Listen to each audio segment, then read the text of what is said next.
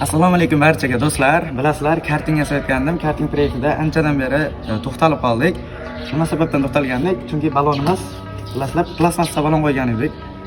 Bugun mana shu profil egasidan juda ham zo'r karting va balon yetib keldi bizga. Ko'rishingiz mumkin.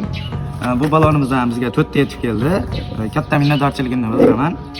Mana bu proyektimiz bilan birga men bilan karting yasayotgan do'stlarim juda ham ko'p edi. Sizlarga ham mana shu balonlarni ishlatishni tavsiya bergan bo'lardim, chunki bu bes kamera ekan, diskalari ham juda ham baquvvat ekan.